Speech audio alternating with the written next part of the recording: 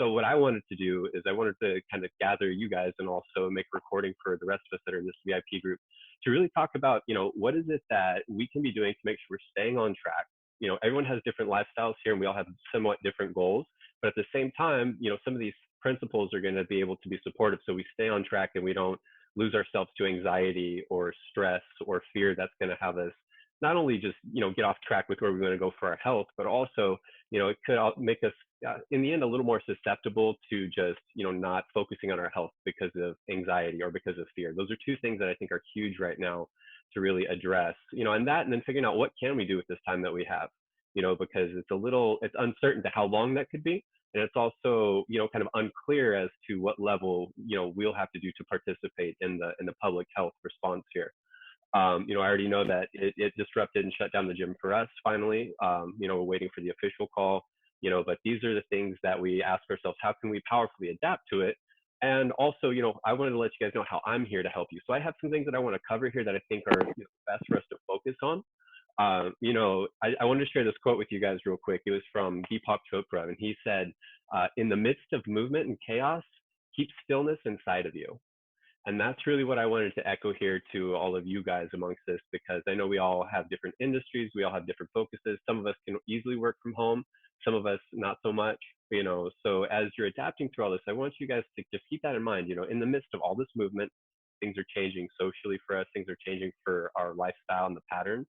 How can we keep stillness inside of us so we make sure that we can focus on what matters and, essentially how we can move ourselves forward, because we're coming out of this. I feel very confident we'll come out of this. The question is how can we do our part to make sure that we're helping everyone on the large scale by what we do with ourselves. Lucky for us, we're already in the health, focus, especially being a part of this group and working with me. We're already focused on those things. So we know health is at the top of our mind. The one thing I do love about this is now the question of everyone's health is coming up to the surface. They're not worried about the bachelor or bachelorette as much right now as they're about their health, and so sometimes we can lose sight of that. And, I hope that everyone here is being able to help others, remind them what they need to do to be healthy. So we have a strong immune system, but not only that, so we're thinking long-term for ourselves here.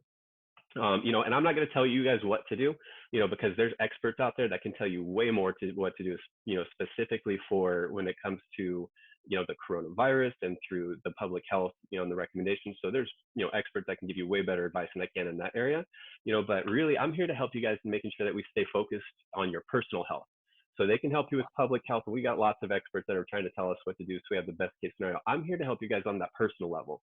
What is it that you can do to stay on track for your personal health and to make sure that the things that you're doing during this time are going to be supportive of how you want to see yourselves in 6 months or in 18 months or even in 3 years from now, because how we use this time will really set the stage for us, and if we all get stressed out and we all start just binge eating, or maybe worse, binge drinking, to kind of cut through the stress and find these ways because we're on edge, these are the things that are going to set us back, not only for how we want to look, but let's talk about, compromisation. If we can become, a lot less resilient in our immune system if we're eating junk food, if we're drinking lots of alcohol to try to, to overly compensate for how we feel. I recommend drinking a little, I'll be honest, but the big thing is to make sure that we're not compromising ourselves even further, and so we have a healthy system that we can defend from. That's really, I think one of the huge things here is to think about how can we all live a lifestyle already that is going to allow us to be like the most resilient human body possible. So when things do come to us, we can handle it quickly and we move on. And we live a longer life through that as we can have these stronger bodily systems. So that's why we're training our cardio system. That's why we're training our respiratory system. That's why we're training our muscles and our nerves, and of course our immune system. Talking about stress and sleep, those are going to be some of the biggest things that we can do for making sure that we're staying on top of everything. Managing your stress is key here.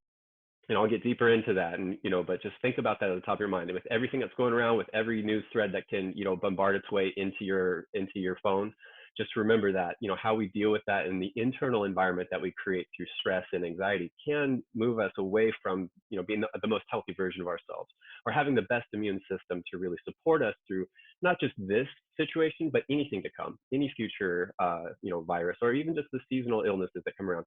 This resilience that we build is not just something that come December we need to turn it on that way that we can make it through to springtime and not get sick. It's something that we need to have going this throughout the year. So it's great that we already focus here. And, I just want to give you guys some reminders here. And I want to, just kind of give you these 3 points. This is what I wanted to focus this conversation really to be right here before I open it up to how I can help you guys on that personal level as well. Number one, drawing our focus to what matters and moving it away from any distress and anxiety that we may be experiencing right now. Or how we can prepare for it over an expanded term if it's not just 2 weeks. But right now we'll talk about how can we deal with it in this moment as well.